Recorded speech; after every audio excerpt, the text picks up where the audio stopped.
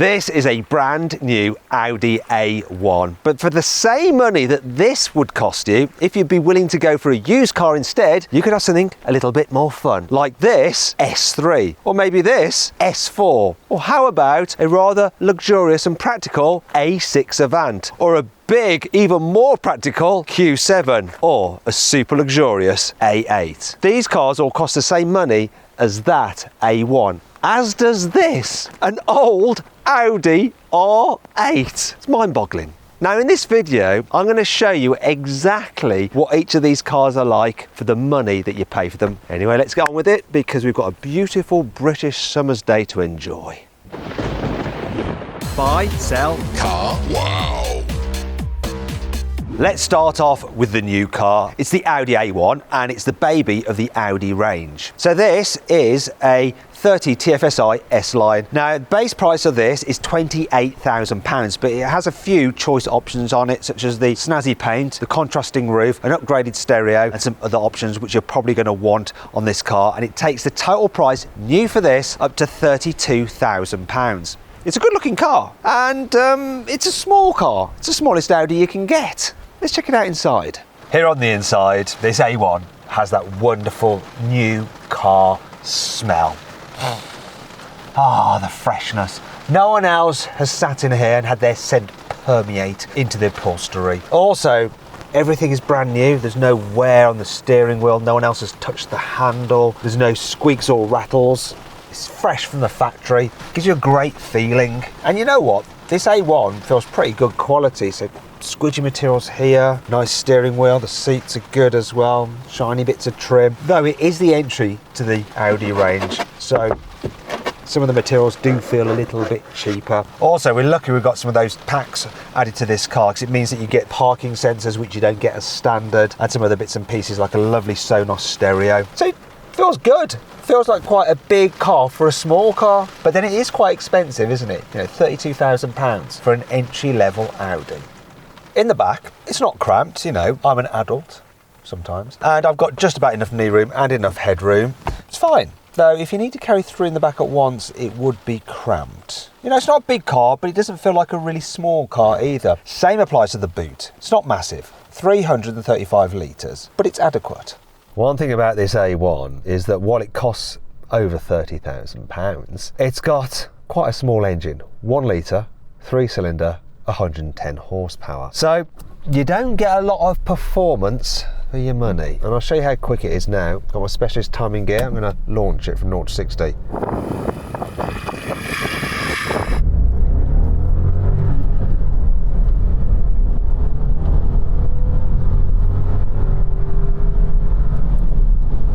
.77 seconds. It's okay. Actually, when you're in gear, there's enough punch from this engine, like for just driving around town and for keeping up with traffic on the motorway. But you're definitely still driving a small car. You can tell it's the baby of the Audi range in terms of the noise level and the comfort from the suspension. Compared to its alternatives for similar money from similar manufacturers, it stands up pretty well. But how will it stand up to a used car for similar money?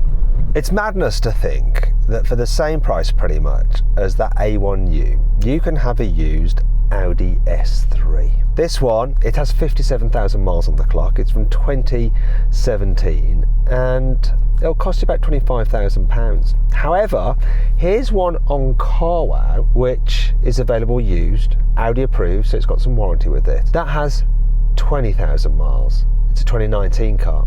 And that's about £30,000. So very similar to that A1. Yet the performance is on another level.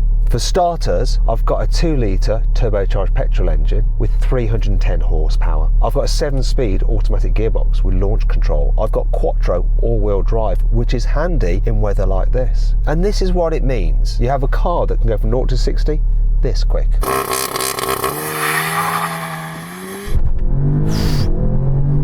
4.31 seconds.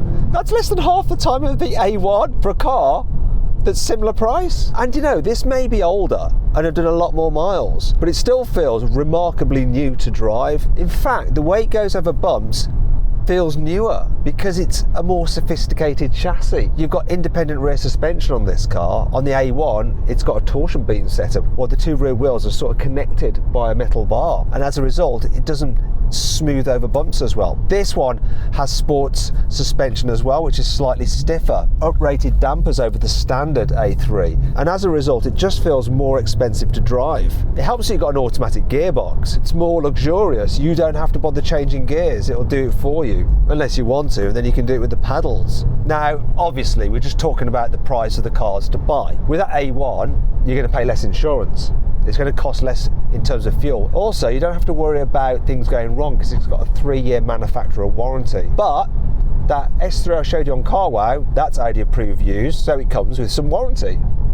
It's very, very interesting, isn't it? I know where my money would go so far. The A3 also looks like a more substantial car than the A1, especially as it's the S3 for this price. You know, you've got the sporty alloy wheels, you've got extended side sills, and even though this is the previous generation model, it still looks modern, still looks nice. You wouldn't believe that it's actually less expensive than that A1 for this particular version. Lovely weather. Do you know what? I also prefer the design of the dash in this previous generation version of the A3 as well. Look at this. Now that's old school, and you can control it with a swivel wheel. Oh, it's not touchscreen. You don't get digital dials though. Though being the S3, we've got some sporty dials with Boost written on them. That's good. And overall, you know, because it's the S3, we've got the sporty seats. We've actually got an armrest like we haven't got in that A1. And it does just generally feel like a much nicer place. And despite the mileage and the fact that it's not brand new, it doesn't seem overly worn. Maybe a little bit shiny on the gear selector. And the smell? It's not a new car smell, but it's not an unpleasant smell. This S3 also feels bigger in the back than the A1. There's noticeably more knee room. Headroom's a little bit better as well, and if you needed to carry 3 in the back at once, it'd be slightly less of a squeeze than the A1. When it comes to luggage space though, there isn't a huge amount in it. The luggage capacity of this is 340 litres. However, there is one major improvement in this car, and it's the quality. It just feels noticeably more expensive here in the back seats. Interestingly, you've got softish materials here on the window ledges in the rear. In the very latest version of the A3, it's like Audi have cut some costs because it doesn't feel quite so expensive in the back as this older generation car. Now, instead of a really low mileage version of the Audi S3 I just showed you, you could have one of these for similar money. It's an S4. This one is a 2018 car with 32,000 miles on the clock, and the price of this, £31,000. So £1,000 less than the A1. Obviously, it is 5 years old. It's not brand new, but it looks brand new. I really like the look of this car, and especially with the black paint and the shiny alloy wheels. And of course, the red brake calipers really stand out and make it look sporty. Gotta say, this car feels like a different league on the inside compared to the other two, especially with this red leather. Also, the whole design of the dash is just more grown up, more expensive feeling, and all the materials just feel more solid. Once again though, there is a little bit of wear on the gear selector and on the steering wheel because it is a used car. And you don't have that new car smell just like in the S3, but we've got so much kit on it. I've got heated seats, I've got 3-zone climate control. It even says it there. I like the way you've got the actual temperature gauge in those dials. This is a pre-facelift A4, so you've got the older infotainment system. And like on that S3 I showed you, you have to control it using this wheel rather than being a touchscreen. But you still have a very modern feeling digital driver's display, which is pretty much identical to on the very latest Audis. And it's all very easy to use through buttons on the steering wheel. Speaking of which, you've got a sporty S flat bottom steering wheel. All very, very nice. I'm erring on the side of this car so far, especially as I can feel these seats actually slightly massaging my back. You don't get that in an A1. However, what you also don't get in a brand new Audi A1 is a slight scratch on the dash, some odd staining on this part of the dash, and a smell that definitely isn't new. It's not bad, but it's a little bit lived in.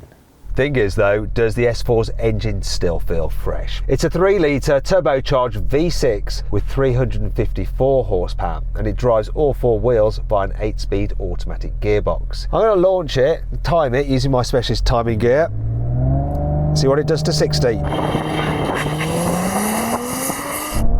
takes off well.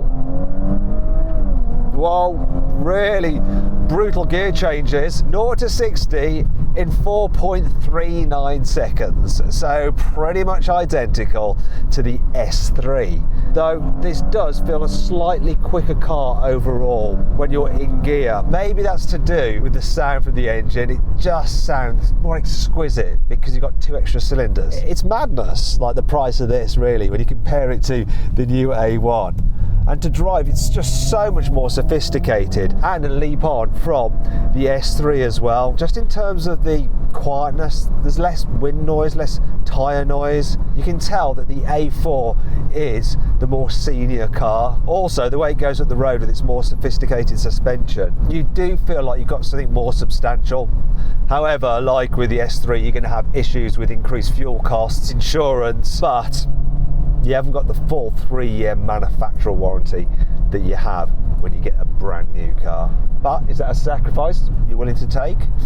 Well, it depends with what other benefits you get when you go for a used car such as this instead of a smaller new car. Compared to the brand new A1, this S4 feels noticeably more spacious in the back seats. Now, there's actually not much in it in terms of knee room and headroom compared to the S3. However, it does feel like a bigger car because you seem just further away from the windscreen, just a little bit more spacious, a feeling of airiness. Also, there's more of a feeling of quality back here. So that is actually quite squidgy and soft. This all feels very nice with the red stitching. Obviously, you've got the red seats, which really help it stand out. Then there's the boot. You've got 480 litre capacity, which is quite an increase over that S3. Though being a saloon, the actual entrance to the boot isn't quite as practical as the hatchback tailgate on the S3. But if that's an issue for you, you could always get an estate version of this car, which actually has a boot capacity of 505 litres and that practical liftback tailgate. However, if it's an estate car you're after, why not go for one of these, an A6 Avant? So this has a boot capacity of 565 litres. Look, it's absolutely massive. In terms of the price, this particular car, just under £32,000. It has a similar 30,000 miles on the clock as that S4, yet it's newer. It's a 2020 car, but there's a reason for this. I'm going to show you now with my specialist timing gear.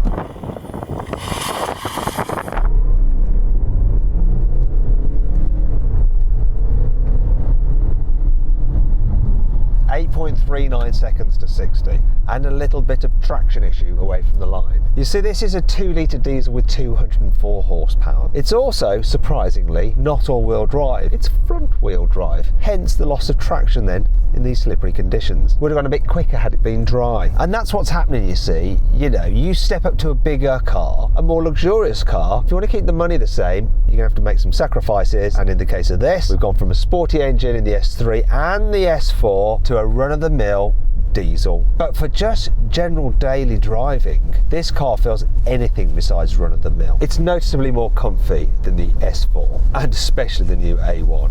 Part of that is because it hasn't got a sport suspension on it like the S4, but generally the A6 is a bigger car with a more sophisticated, more relaxing approach to things. The soundproofing is incredibly good on this. It is a step up over all the other cars. It's just so relaxing and quiet to travel in.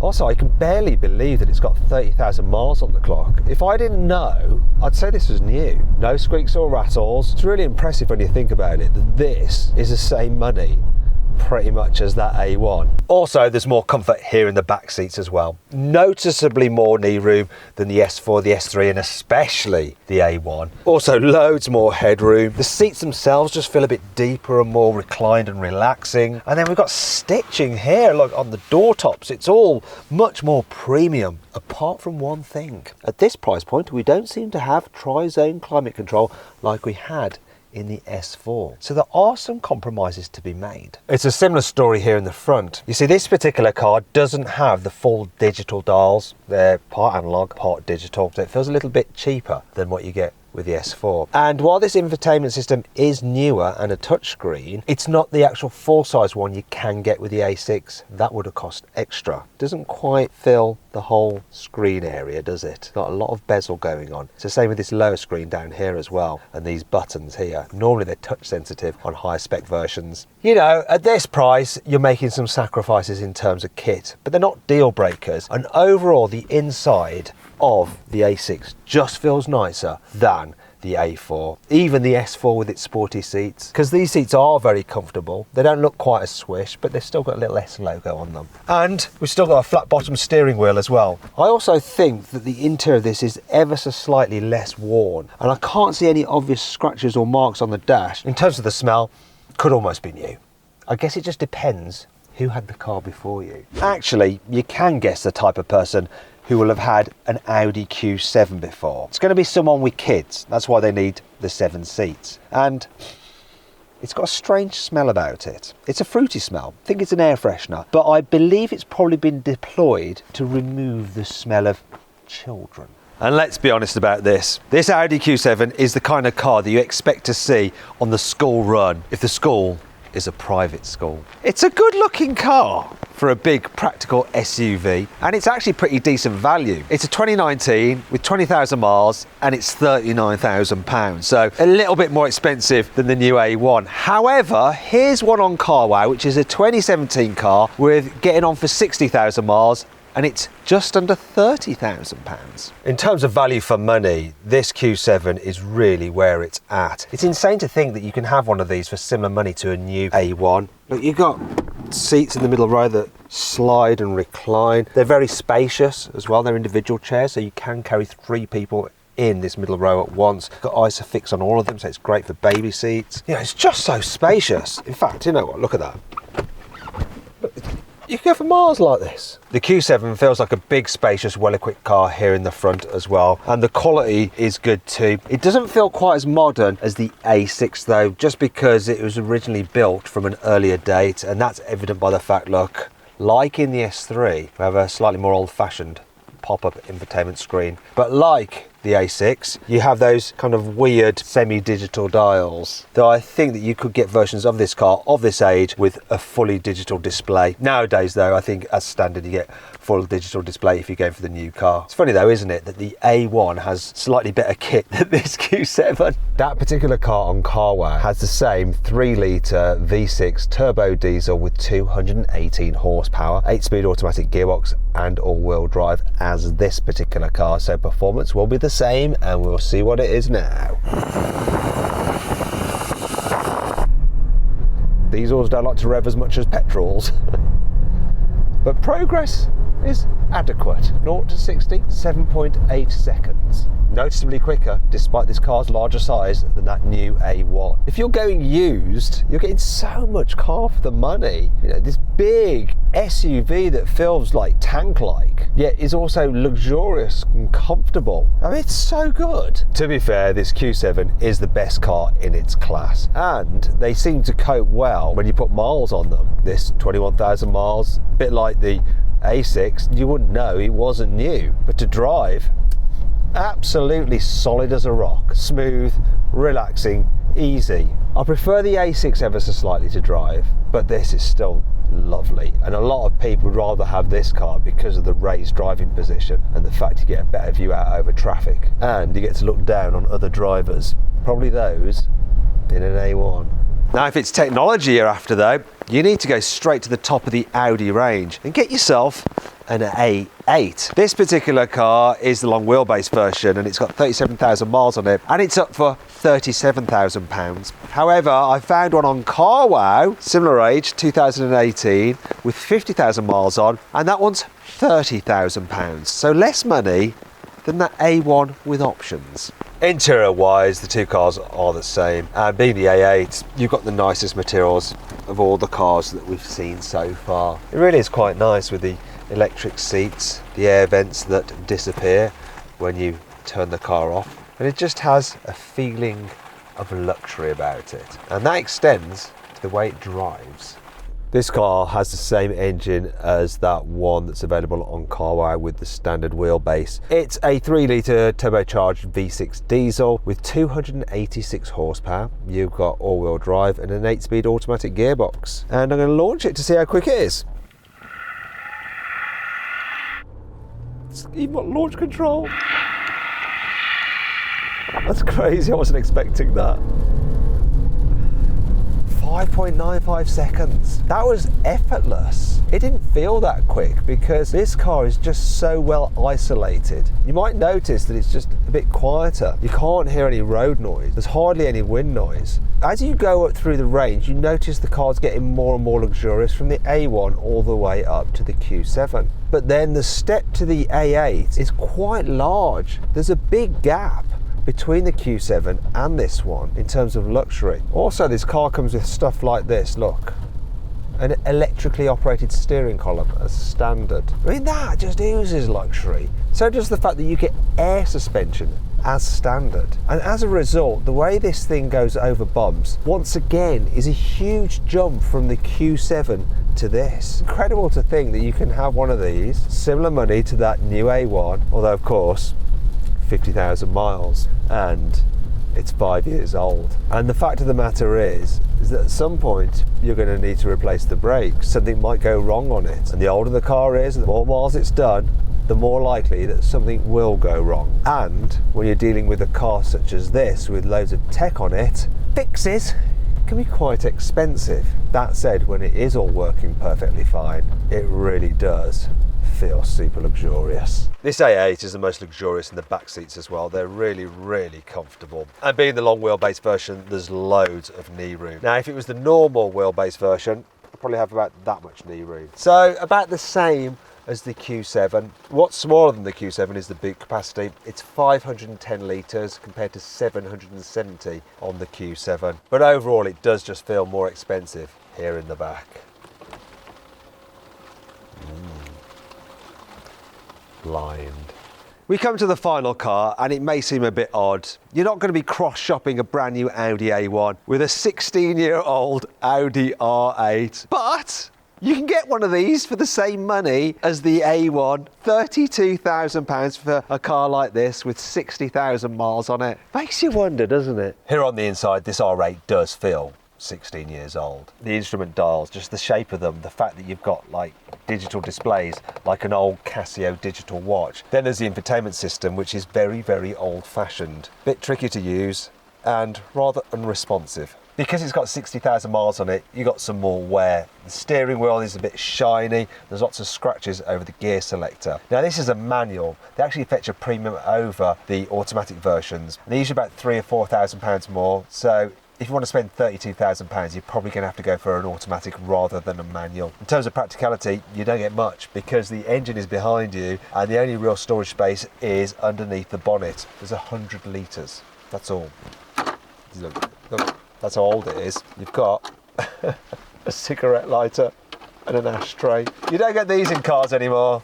Think about this car. It may be old, but it's got the best engine. A 4.2 litre naturally aspirated V8 with 420 horsepower. We've also got all-wheel drive. Clearly this is going to be the quickest car of the lot, right? Let's time it and find out.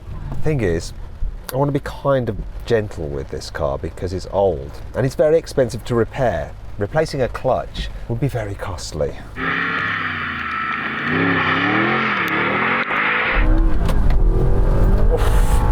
It's like aquaplaning. 5.17 seconds. On the brakes, it's all over the place in this blooming washout of a runway. 5.17. Thankfully, it's quicker than the A8, but it's not as quick as the S3 nor the S4. If it wasn't so wet, I'd have got a slightly better start, but Audi quote 0 to 60. 4.6 seconds. So considering the conditions, that wasn't too bad. But I'll tell you this, compared to all the other cars, it's definitely got more drama. Just changing gears with this open gate is incredible. The noise from the engine is like none of the other cars I've driven so far. But the biggest difference with this R8 is that it's just way more fun.